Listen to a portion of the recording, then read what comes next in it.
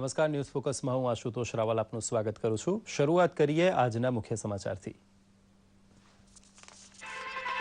Sharda chit fund કૌભાંડમાં મમતા સરકારના પરિવહન મંત્રી મદન મિત્રાની ધરપકડ કરી દીદીને આંચકો આપતી સીબીઆઈ। ખરાબ તબિયતને લીધે પૂછપરછથી અગાઉ બચેલા મદન મિત્રા થયા જેલ ભેગા। આઈએસઆઈએસ જેવા ઘાતકી ત્રાસવાદી જૂથ માટે ટ્વિટર એકાઉન્ટ ચલાવતા ઇજનેરની શોધખોળ શરૂ કરતી બેંગલુરુ પોલીસ। બ્રિટનની ચેનલ 4 દ્વારા વહેતા મુકાયેલા સમાચારની ખરાઈ કરશે ભારત। ગોડસે મુદ્દે સાક્ષી મહારાજની માફી કબૂલ કરવા વિપક્ષને લોકસભા અધ્યક્ષે કર્યો આગ્રહ, તો સરકારે પણ કરી નિવેદનની નિંદા, છતાં દેશભરની માફી માટે કોંગ્રેસે રાખ્યો આગ્રહ।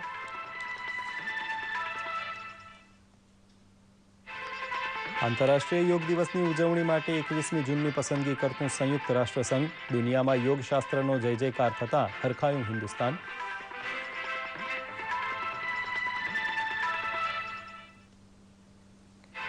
અને નર્મદા ડેમની ઊંચાઈ વધારતા બાંધકામની પ્રગતિ તપાસવા માટે કેવડિયા પહોંચ્યા મુખ્યમંત્રી આનંદીબેન।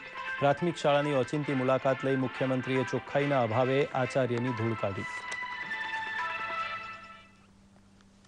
ન્યૂઝ ફોકસમાં આગળ વધીએ। શારદા ચિટફંડ મુદ્દે પશ્ચિમ બંગાળમાં મમતા બેનર્જીને સીબીઆઈએ મોટો આંચકો આપતા પરિવહન મંત્રી મદન મિત્રાની ધરપકડ કરી છે। આજે સીબીઆઈએ મદન મિત્રાની પૂછપરછ હાથ ધરી હતી અને પૂછપરછ બાદ તેમને પકડી લેવાયા હતા।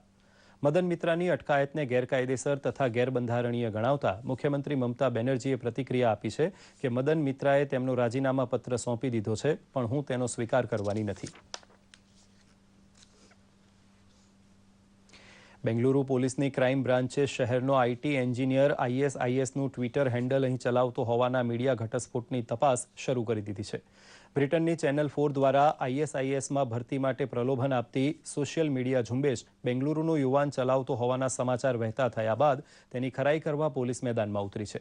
ચેનલ 4ના દાવા પ્રમાણે મહેંદી નામનો એન્જિનિયર શામી વિટનેસ નામે ટ્વિટર એકાઉન્ટ ચલાવતો હતો, તેમ પોલીસ કમિશનર એમએન રેડ્ડીએ કહ્યું હતું।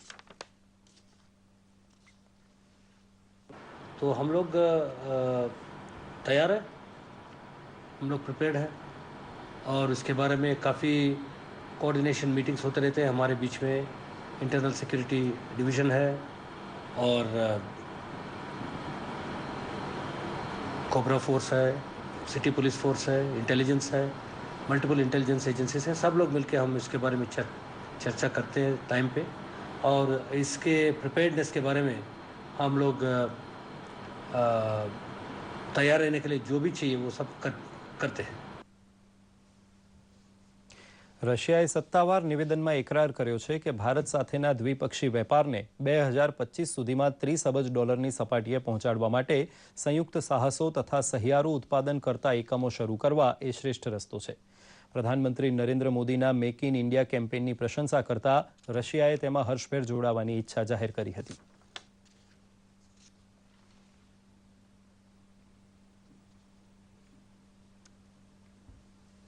રિટેલ ફુગાવાનો દર સતત 5મા મહિને પણ નવેમ્બરમાં ઘટીને 4.38% રહેતા રિઝર્વ બેંકને હવે વ્યાજ દરમાં ઘટાડા માટે વિચારવું પડે તેવા સંજોગ મજબૂત થયા છે। જથ્થાબંધ ભાવાંકને આધારે છૂટક મોંઘવારી ગણવાની ફોર્મ્યુલા 2012થી શરૂ થયા બાદ આ ગણતરી ઉપયોગી સાબિત થઈ રહી છે। છૂટક ફુગાવાનો દર ઓક્ટોબરમાં 5.52% હતો। સરખામણી સુખદ લાગે તેવી વાત કરીએ તો ગઈ સાલ નવેમ્બર 2013માં છૂટક ફુગાવાનો દર 11.16% હતો, જે ચાલુ વર્ષના નવેમ્બરમાં ફક્ત 4.38% રહ્યો છે। સર્વોચ્ચ અદાલતે રદબાતલ ઠેરવેલી કોલસાની 214 ખાણની ફાળવણી બાદ નવેસરથી તેનું લીલામ સંભવ બનાવતો ખરડો આજે લોકસભામાં પસાર થયો હતો। ઉર્જા મંત્રી પિયુષ ગોયલે લોકસભામાં કહ્યું હતું કે નવો ખરડો પસાર થયા બાદ કોલ ઇન્ડિયા મજબૂત બનશે અને કોલસાનું ઉત્પાદન પણ વધશે। વટહુકમના સ્થાને આ ખરડો લવાયો હતો।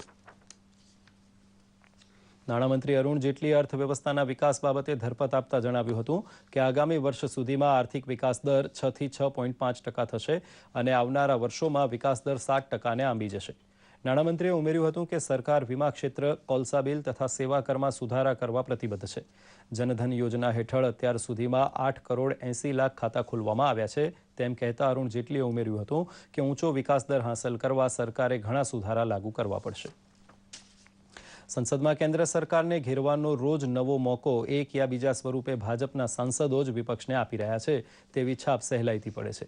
2 દિવસથી ગાજતો ધર્માંતરણનો મુદ્દો સાક્ષી મહારાજે ગોડસે વિશે કશું કહેતા પાછળ ધકેલાઈ ગયો છે.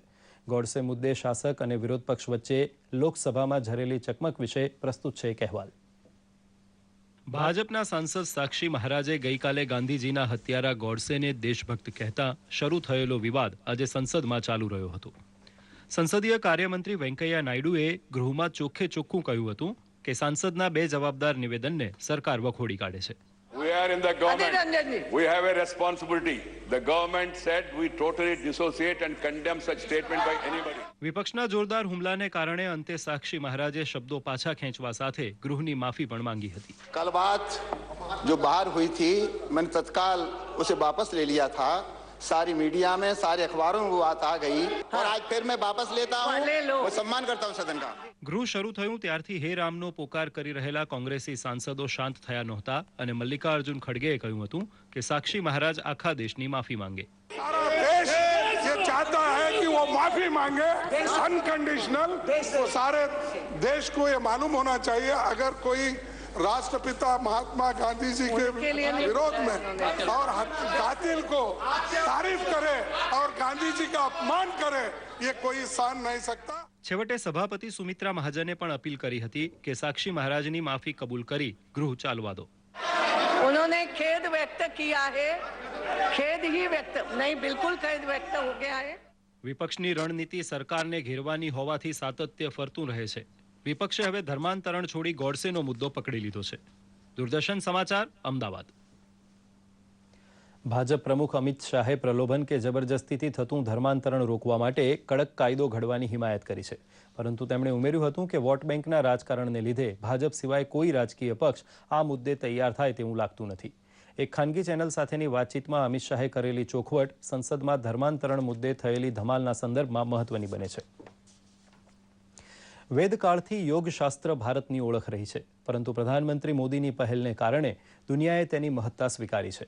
સંયુક્ત રાષ્ટ્ર સંઘ દ્વારા 21મી જૂનને આંતરરાષ્ટ્રીય યોગ દિવસ તરીકે ઉજવવાની જાહેરાત કરાતા ભારતની છાતી ગજગજ ફૂલે તેવા દિવસો આવ્યા છે. પ્રસ્તુત છે એક અહેવાલ. યોગ સમાન બળ નહીં, સાંખ્ય સમાન જ્ઞાન નહીં. આ કહેવત એ સમયે ભારતમાં ખૂબ પ્રચલિત હતી જ્યારે ભારત જ્ઞાન અને વિજ્ઞાનના ક્ષેત્રે સમગ્ર વિશ્વમાં અગ્રેસર હતું. આ કહેવતને હવે વિશ્વ સમુદાયે સ્વીકારી છે. વિશ્વ સ્તરે પ્રધાનમંત્રી મોદીના પ્રયાસને દુનિયાભરના દેશોનું સમર્થન મળ્યાનું વધુ એક ઉદાહરણ સામે આવ્યું છે. પ્રધાનમંત્રી મોદીએ સંયુક્ત રાષ્ટ્ર મહાસભામાં વિશ્વ યોગ દિવસ ઉજવવાની રજૂઆતને યુએને બહાલી આપતા હવે દર વર્ષે 21 જૂને વિશ્વ યોગ દિવસ ઉજવાશે. આ વર્ષે સપ્ટેમ્બર મહિનામાં પ્રધાનમંત્રી નરેન્દ્ર મોદીએ યુનોમાં પોતાના ભાષણમાં દુનિયાની તબિયત સુધારવાના આશયથી યોગને દુનિયાભરમાં પ્રસારિત કરવા યોગને માન્યતા પ્રદાન કરવાની જોરદાર રજૂઆત કરી હતી. योग केवल व्यायाम भर न होकर अपने आप से तथा विश्व व प्रकृति के साथ तादात्म्य को प्राप्त करने का माध्यम है. यह हमारी जीवन शैली में परिवर्तन लाकर तथा हम में जागरूकता उत्पन्न करके जलवायु परिवर्तन से लड़ने में सहायक हो सकता है. आइए हम एक अंतर्राष्ट्रीय योग दिवस को आरंभ करने की दिशा में કાર્ય કરે. સંયુક્ત રાષ્ટ્ર સંઘના ઇતિહાસમાં પ્રથમ વખત એવું થયું છે કે કોઈ દેશની દરખાસ્તને 3 માસની અંદર 177 દેશોની સંમતિની સાથે મંજૂરી મળી હોય. ज्ञान, कर्म और भक्ति ये तीनों को संतुलित रूप में, सम्यक रूप में निर्धारित मार्ग पर ले जाने का सामर्थ्य जिसमें है वह योग है. પ્રધાનમંત્રી નરેન્દ્ર મોદીની દિનચર્યા પ્રાતઃકાલથી યોગ સાથે શરૂ થાય છે. યોગ વિશે પ્રધાનમંત્રી માને છે કે અદ્વૈતના સિદ્ધાંતનું યોગ સાકાર સ્વરૂપ છે. દૂરદર્શન સમાચાર, અમદાવાદ. પ્રધાનમંત્રી નરેન્દ્ર મોદી દ્વારા નર્મદા ડેમની ઊંચાઈ વધારવાના કામને વેગ મળ્યા બાદ આજે મુખ્યમંત્રી આનંદીબહેન પટેલે નર્મદા ડેમની મુલાકાત લઈને ઝીણવટપૂર્વક ડેમની કામગીરી નિહાળી હતી. હાલ નર્મદા બંધના 50મા પિલ્લરથી લઈ 33મા પિલ્લર સુધીના 17 પિલ્લર ઉપર ઊંચાઈ વધારવાના કામ માટે કોન્ક્રીટનું કામ ચાલી રહ્યું છે. જૂન 2015 સુધીમાં આ કામ પૂર્ણ થયા બાદ 17 પિલ્લર ઉપર દરવાજા લગાવાશે. બાંધકામ સમયપત્રક પ્રમાણે ચાલે તેના માટે આનંદીબહેન પટેલની ચીવટથી કર્મચારીઓ દંગ રહી ગયા હતા.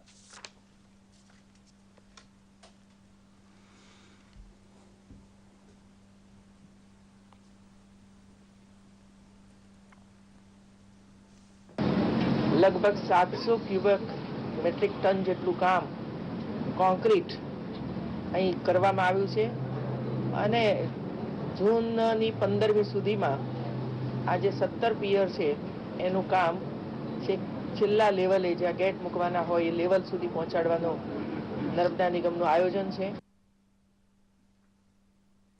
નર્મદા ડેમ નજીક કેવડિયા ખાતે આવેલી શહીદ ભગતસિંહ પ્રાથમિક શાળાની ઓચિંતી મુલાકાત લઈ મુખ્યમંત્રી આનંદીબહેન પટેલે સૌને અચંબામાં મૂકી દીધા હતા. શાળાની ઓફિસમાં ફર્નિચર પર ધૂળ જોવા મળતા આનંદીબેને આચાર્યની ધૂળ કાઢી ચોખ્ખાઈ જાળવવા કડક તાકીદ કરી.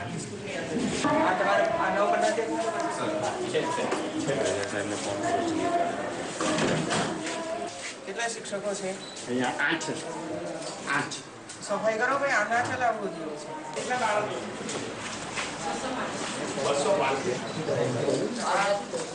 200 તમે શિષ્યવૃત્તિ આપો છો એના બેંક ખાતા છે?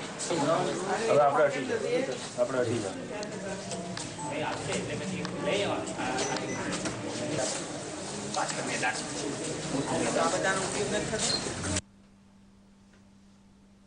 ન્યૂઝ ફોકસમાં આગળ વધીએ પહેલા લઈએ એક વિરામ.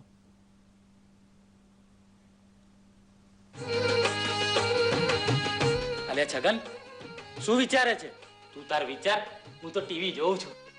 અલ્યા મગન, હા, આ વખતે શિયાળુ પાકમાં હું કરીશું? તારી વાત તો સાચી, પણ આ જો આપણા ખેડૂત ભાઈઓની જ વાત આવે છે ટીવીમાં. હાલ્યા, દેશમાં કૃષિ મહોત્સવની શરૂઆત થઈ છે ત્યારે ગુજરાતમાં નવીન પહેલ સ્વરૂપે રવિ કૃષિ મહોત્સવ 2014 નો પ્રારંભ થઈ રહેલ છે. તારીખ 11 ડિસેમ્બર થી 14 ડિસેમ્બર 2014 અને તારીખ 18 ડિસેમ્બર થી 22 ડિસેમ્બર 2014 રવિ કૃષિ મહોત્સવમાં શિયાળુ પાકોને અનુલક્ષીને વૈજ્ઞાનિક માર્ગદર્શન અપાશે. છેલ્લા 10 વર્ષથી યોજાતા કૃષિ મહોત્સવે રાજ્યમાં ખેતીની તાસીર બદલી નાખી છે.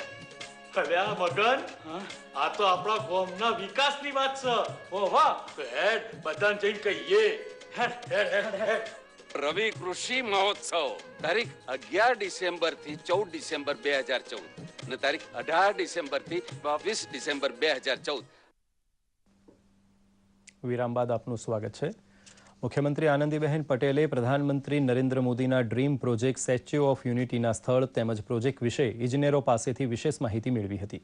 નર્મદા ડેમની મુલાકાતે પહોંચેલા મુખ્યમંત્રીએ પત્રકારોને સ્ટેચ્યુ ઓફ યુનિટી અંગે માહિતી આપતા જણાવ્યું હતું કે 7 થી 9 જાન્યુઆરી દરમિયાન પ્રવાસી ભારતીય દિવસની ઉજવણી અંતર્ગત મહાત્મા મંદિર ખાતે સરદાર વલ્લભભાઈ પટેલની 30 મીટર ઊંચી રેપ્લિકા સ્ટેચ્યુ મૂકવામાં આવશે.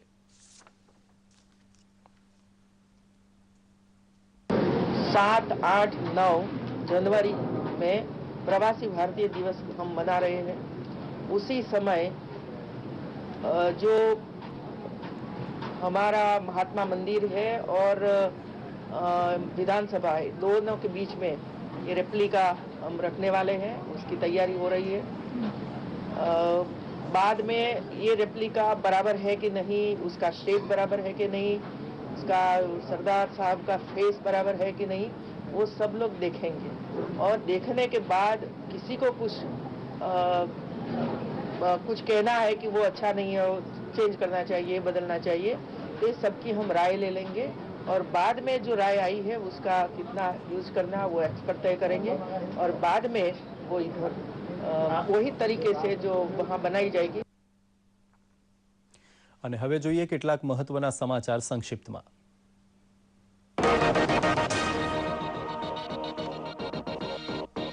કોલસા કૌભાંડમાં ઝારખંડના પૂર્વ મુખ્યમંત્રી મધુ કોડા તથા પૂર્વ મુખ્ય સચિવ અશોક બાસુ સામે ચાર્જશીટ દાખલ કરતી સીબીઆઈ. 22 ડિસેમ્બરે સીબીઆઈ સ્પેશિયલ કોર્ટ હાથ ધરશે સુનાવણી. જમ્મુ કાશ્મીરમાં 18 અને ઝારખંડમાં 15 વિધાનસભા બેઠકો માટે પ્રચાર પડઘમ થયા શાંત. હવે રવિવારે યોજાશે ચોથા તબક્કાનું મતદાન. પ્રધાનમંત્રી નરેન્દ્ર મોદી રવિવારે ઓલ ઇન્ડિયા રેડિયો પર ફરી વખત રજૂ કરશે મન કી બાત. તમામ આકાશવાણી કેન્દ્રો ઉપરાંત ખાનગી એફએમ ચેનલો કરશે પ્રસારણ. મહારાષ્ટ્રના પૂર્વ નાયબ મુખ્યમંત્રી અજીત પવાર સહિત એનસીપી નેતા છગન ભુજબળ તથા સુનિલ તાલકરે સામે ભ્રષ્ટાચારની તપાસ માટે આદેશ આપતા મુખ્યમંત્રી દેવેન્દ્ર ફડણવીસ. સંસદ ઉપર ત્રાસવાદી હુમલો નિષ્ફળ બનાવતા શહીદ થયેલા સુરક્ષા કર્મીઓને લોકસભાએ મૌન પાળી અર્પણ કરી શ્રદ્ધાંજલિ. આકાશવાણી તથા દૂરદર્શનના જૂના અણમોલ કાર્યક્રમો કાયમી ધોરણે સાચવવા હાથ ધરાયું ડિજિટલાઇઝેશન. માહિતી પ્રસારણ રાજ્યમંત્રી રાજ્યવર્ધનસિંહ રાઠોરે લોકસભામાં આપી માહિતી. The digitization that has taken place already of AIR is 1,40,000 hours and of Doordarshan is 20,000 hours. 21મી જૂનની વિશ્વ યોગ દિવસ તરીકે ઉજવણી કરવાના સંયુક્ત રાષ્ટ્ર સંઘના નિર્ણય પ્રત્યે અભિનંદન સાથે આનંદ વ્યક્ત કરતી Lok Sabha. It is a matter of immense pride for all of us that this recognition has come barely in a period less than 3 months. ઝારખંડના વાઘબારામાં ગૃહમંત્રી રાજનાથસિંહે ચૂંટણી પ્રચાર દરમિયાન કર્યું એલાન. માઓવાદીઓ હથિયાર હેઠા મૂકી લોકશાહીનો કરે મહિમા. સેન્સેક્સમાં 251 પોઈન્ટના ઘટાડા સાથે 27,351 અંક પર બંધ રહ્યું મુંબઈ શેર બજાર. તો નિફ્ટી પણ 69 પોઈન્ટ ઘટી 8,224 પર રહ્યો બંધ.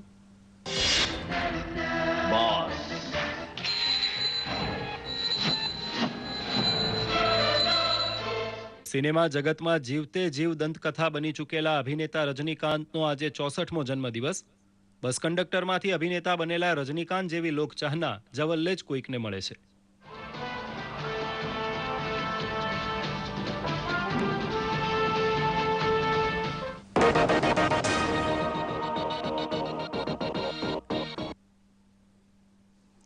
કપાસના પોષણક્ષમ ભાવો ખેડૂતોને ન મળતો હોવાની એક બૂમ ખેડૂતોમાં હાલ ઉઠી છે, જેને પગલે ખેડૂતો સરકારની સામે પડ્યા છે. સરકાર ખેડૂતોને ન્યાય અપાવવાનો વાયદો કરી ચૂકી છે, પરંતુ ખેડૂતો વધુ રાહ જોવા પણ તૈયાર નથી. ખેડૂતો ન્યાય મેળવવા લડતના મૂડમાં છે, તેમજ સરકાર સામે ખેડૂતોને સાચવવાનો મોટો પડકાર છે. જોઈએ એક અહેવાલ. કપાસ પકવતા ખેડૂતોને વિશ્વાસમાં લેવા એ હાલ ગુજરાત સરકાર સામે મોટો પડકાર છે. કપાસના ઓછા ભાવ મળતા હોવાથી ખેડૂતોમાં ભારે રોષ જોવા મળી રહ્યો છે, જેને મુદ્દે હવે ખેડૂતોએ સરકાર સામે બાયો ચડાવી છે. સરકારે કપાસના ટેકાના પોષણક્ષમ ભાવો જાહેર કર્યા છે, પરંતુ આ ભાવ ખૂબ નીચા હોવાનું માની ખેડૂતો અન્યાયની લાગણી અનુભવે છે. ખેડૂત ભાઈઓ 10 દિવસ આંદોલન કરી રહ્યા છે, ઉપવાસ ઉપર બેઠા છે, પણ કોઈ પ્રાંત અધિકારી કે કોઈ કાંઈ ફરકતું નથી. જો આનો જવાબ નહીં આવે તો અમારે કૃષિ મેળો 18 તારીખે છે, એનો પણ અમે બહિષ્કાર કરવાના છીએ. સૌરાષ્ટ્ર ક્ષેત્રમાં કપાસના ખેડૂતો લડતના મૂડમાં છે. રાજકોટમાં પૂર્વ સાંસદ તેમજ ખેડૂતોની આગેવાનીમાં કપાસના પોષણક્ષમ ભાવો સહિત અન્ય માગ અંગે પ્રદર્શન યોજાયું હતું, જ્યાં ખેડૂતોએ સરકાર સામે વિરોધ પ્રદર્શિત કરવા ઘંટારવ પણ કર્યો હતો. તો જામનગર જિલ્લાના લાલપુરમાં પણ ખેડૂતોએ કપાસના ભાવ મુદ્દે વિરોધ રેલી કાઢી હતી. તેમજ જ્યાં સુધી તંત્ર ખેડૂતોની વાત ન સાંભળે ત્યાં સુધી ઉપવાસ આંદોલન પર પણ ખેડૂતો ઉતર્યા છે. જ્યારે આગામી દિવસોમાં ખેડૂત અધિકાર યાત્રા તેમજ ખેડૂત જનજાગૃતિ યાત્રા સહિતના કાર્યક્રમો કરવાની ચીમકી ઉચ્ચારી છે. છેલ્લા 2 મહિનાથી ખેડૂતોને કપાસના પડતર ભાવ જે 1,000 રૂપિયા ઘરમાં પડે છે એ પણ મળતા નથી અને 700-800 રૂપિયામાં વેચાય છે. અમારી સ્પષ્ટ માંગણી છે કે ખેડૂતોને ઓછામાં ઓછા 1200 રૂપિયા ટેકાનો ભાવ મળવો જોઈએ. ખેડૂતો આંદોલનના મૂડમાં છે ત્યારે સરકારે આ મુદ્દે ખેડૂતોને આશ્વાસન આપ્યું છે. બહુ જલ્દી કપાસના ભાવનો સળગતો મુદ્દો ઉકેલી દેવા સરકાર પ્રતિબદ્ધ હોવાનું વચન આપ્યું છે. કે ગુજરાત में 60 केंद्र अभी शुरू हो गया है, 20 दिन से शुरू है और गुजरात में 95,04,023 गाछड़ी की बेल की खरीदी भी हुई है. विश्व में कपास उत्पादन में सबसे पहले क्रम में चीन है, उसका उत्पादन 6.84 मिलियन टन है और दूसरा नंबर पे भारत है, उसका प्रोडक्शन 5.82 मिलियन घन टन है. હાલ તો કપાસના ભાવ મુદ્દે કેન્દ્ર અને રાજ્ય સરકાર ખેડૂતોને માત્ર વચનો આપી રહ્યા છે, ત્યારે હવે સતત નુકસાન વેઠી રહેલા ખેડૂતોને ન્યાય માટે ક્યાં સુધી રાહ જોવી પડશે તે ખબર નથી. દૂરદર્શન સમાચાર, અમદાવાદ. શહેરીકરણ સાથે વધતી જતી બેન્કિંગ ક્ષેત્રની સ્પર્ધા તેમજ નાગરિકોને બેન્કિંગની વિશેષ સુવિધા મળી રહે તે માટે સ્ટેટ બેંક ઓફ ઇન્ડિયા દ્વારા અમદાવાદના શાસ્ત્રીનગર ખાતે શહેરની 121મી બેંક શાખાનો શુભારંભ કરાવવામાં આવ્યો હતો. એસબીઆઈના મેનેજિંગ ડાયરેક્ટર અને ગ્રુપ એક્ઝિક્યુટિવ બી શ્રીરામના હસ્તે આ મંગળ કાર્ય સંપન્ન થયું હતું. મેનેજિંગ ડાયરેક્ટર બી શ્રીરામે જણાવ્યું હતું કે આ શાખામાં ઇન્ટરનેટ બેન્કિંગ અને એટીએમ સુવિધાનો ગ્રાહકો પૂરતો લાભ લઈ શકશે.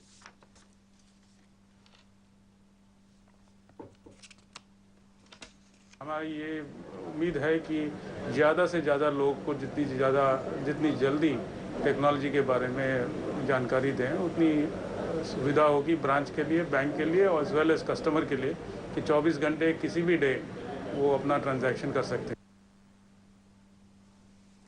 ગીર સોમનાથ પંથકમાં હાડ ધ્રુજાવતી ઠંડી વ્યાપી રહી છે, ત્યારે વેરાવળ જૂનાગઢ હાઈવે ઉપરના તિબેટિયન માર્કેટમાં ગરમ વસ્ત્રોની ખરીદી કરવા લોકોનો ધસારો વધી રહ્યો છે. હજારો માઇલ દૂરથી ગુજરાતમાં આવેલા કેટલાક તિબેટિયન પરિવાર છેલ્લા 18 વર્ષથી વેરાવળ ખાતે ગરમ કપડાનું વેચાણ કરે છે. હાલ 4 તિબેટિયન પરિવારના રંગબેરંગી તથા આકર્ષક ગરમ કપડાનું વેચાણ કરીને રોજી રોટી રળી રહ્યા છે. છેલ્લા કેટલાક સમયથી ગુજરાતમાં ઠંડીના સમયમાં તિબેટિયન માર્કેટના ગરમ વસ્ત્રો અનેરું આકર્ષણ જમાવી રહ્યા છે.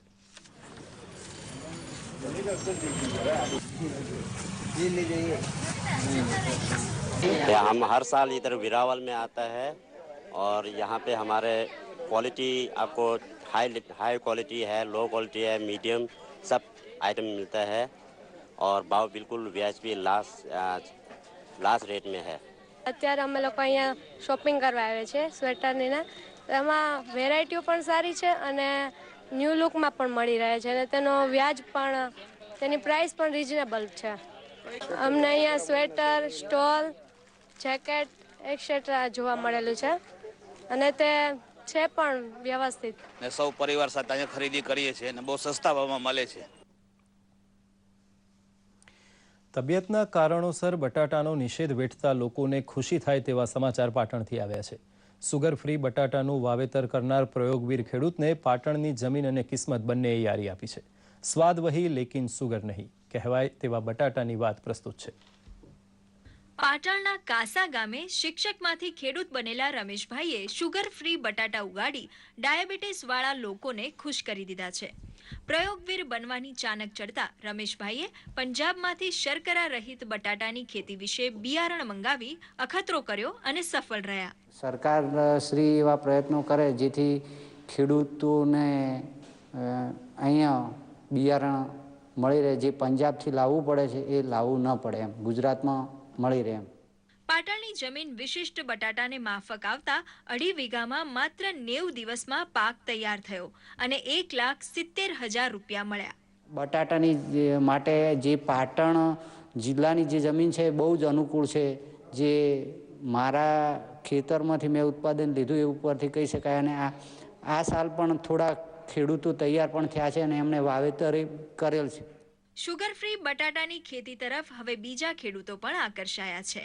ખેતીવાડી ખાતાએ વૈજ્ઞાનિક માર્ગદર્શનનું પીઠબળ આપતા વાવેતર વધતું જાય છે. સમજણ આપી કે તમે આ ચીલા ચાલુ જે ખેતી કરો છો, ઘઉં છે, રાઈ છે, દિવેલા છે, એ ચીલા ચાલુ ખેતી કરતાં તમે કંઈક નવી ખેતી કંઈક અપનાવો તો તમને ઉત્પાદન સારું મળે અને આવક સારી મળે. એટલે રમેશભાઈએ શિક્ષિત હતા એટલે અમને ધ્યાનમાં વાત આવી, એટલે એની અંદર એમને સારી આવક મળી. એટલે આ સાલે પણ એમને બટાકા જે ખેતી હતી એ એના કરતાં ગઈ સાલ વાવેતર જે કર્યું હતું એના કરતાં એમને વધારે વાવેતર કર્યું. શુગર ફ્રી બટાટા જેવું મૂલ્ય સંવર્ધન જો ખેડૂતો અપનાવે તો એટલી કમાણી થાય કે સરકારી સહાયના ઓશિયાળા રહેવું પડે નહીં. દૂરદર્શન સમાચાર, અમદાવાદ. વહાણવટાને લગતી તમામ માળખાકીય સુવિધાઓ એક જ છત હેઠળ વિકસે તે હેતુસર આજે અમદાવાદમાં ગુજરાત મેરીટાઈમ બોર્ડ દ્વારા ગુજરાત મેરીટાઈમ ક્લસ્ટર સંદર્ભે આંતરરાષ્ટ્રીય પરિસંવાદનું આયોજન કરવામાં આવ્યું હતું.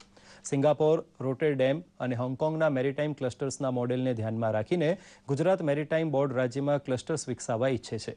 આ અંગે માહિતી આપતા ગુજરાત મેરીટાઈમ બોર્ડના ચીફ એક્ઝિક્યુટિવ ઓફિસર તથા વાઇસ ચેરમેન IAS AK રાકેશે જણાવ્યું હતું કે ગુજરાતમાં ભવિષ્યમાં યોગ્ય મોડેલ આધારિત 3 બંદરો વિકસાવવામાં આવશે.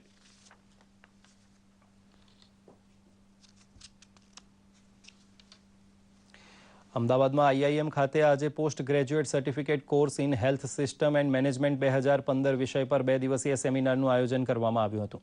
2 દિવસ ચાલનારા આ સેમિનારમાં સ્ત્રી સશક્તિકરણ માટે આરોગ્ય તેમજ સામુદાયિક વિજ્ઞાન કેવી રીતે ઉપયોગી થઈ શકે તે બાબતે ચર્ચા તેમજ આ વિષય ઉપર આધારિત 109 જેટલા સંશોધન પત્રોની પણ રજૂઆત બાદ ચર્ચાને અંતે અહેવાલ તૈયાર કરી ગુજરાત સરકારને સોંપાશે. ભારતે હોકીમાં શાનદાર રીતે પરત ફરતા બેલ્જિયમને 4-2થી હરાવીને સેમીફાઇનલમાં પ્રવેશ કર્યો છે. હવે શનિવારે ચેમ્પિયન હોકી ટુર્નામેન્ટમાં ભારત પાકિસ્તાન વચ્ચે સેમીફાઇનલ યોજાશે. એશિયાઈ ગેમ્સના સુવર્ણચંદ્રક વિજેતા ભારતે કલિંગા સ્ટેડિયમમાં પ્રથમ 18 મિનિટમાં 0-2થી પીછેહટ કર્યા બાદ શાનદાર રમતનું પ્રદર્શન કરી બેલ્જિયમને હરાવી સેમીફાઇનલમાં પ્રવેશ મેળવ્યો હતો. એડિલેડ ખાતે રમાઈ રહેલી ભારત અને ઓસ્ટ્રેલિયા વચ્ચેની પ્રથમ ટેસ્ટ મેચના ચોથા દિવસના અંતે આજે ઓસ્ટ્રેલિયાએ તેના બીજા દાવમાં 5 વિકેટના નુકસાને 290 રન બનાવી લીધા છે. ઓસ્ટ્રેલિયન ઓપનર ડેવિડ વોર્નરે ટેસ્ટ મેચના બીજા દાવમાં પણ સદી નોંધાવી હતી. વોર્નરે 102 રન નોંધાવ્યા હતા. અગાઉ 5 વિકેટે 369 રનથી આગળ દાવ શરૂ કરતા ભારતે 444 રન નોંધાવ્યા હતા. ઓસ્ટ્રેલિયા તરફથી ઓફ સ્પિનર નથાન લાયને 5 વિકેટ ઝડપી હતી. આમ હવે ઓસ્ટ્રેલિયાને 364 રનની લીડ મળી ચૂકી છે. રમત બંધ રહી ત્યારે સ્ટીવન સ્મિથ 52 અને બ્રેડ હેડિન 14 રને રમતમાં હતા. આવતીકાલે મેચનો છેલ્લો દિવસ છે. મુખ્ય સમાચાર પર ફરી એક નજર કરીએ. શારદા ચિટફંડ કૌભાંડમાં મમતા સરકારના પરિવહન મંત્રી મદન મિત્રાની ધરપકડ કરી દીદીને આંચકો આપતી સીબીઆઈ. ખરાબ તબિયતને લીધે પૂછપરછથી અગાઉ બચેલા મદન મિત્રા થયા જેલ ભેગા.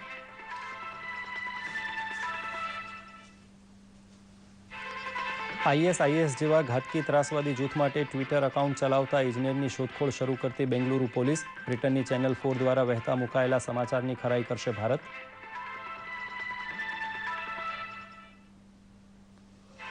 ગોડસે મુદ્દે સાક્ષી મહારાજની માફી કબૂલ કરવા વિપક્ષને લોકસભા અધ્યક્ષે કર્યો આગ્રહ. તો સરકારે પણ કરી નિવેદનની નિંદા. છતાં દેશભરની માફી માટે કોંગ્રેસે રાખ્યો આગ્રહ.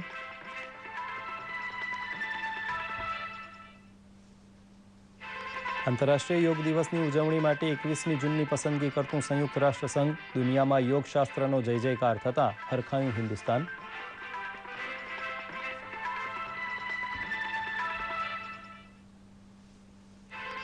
અને નર્મદા ડેમની ઊંચાઈ વધારતા બાંધકામની પ્રગતિ તપાસવા માટે કેવડિયા પહોંચ્યા મુખ્યમંત્રી આનંદીબેન.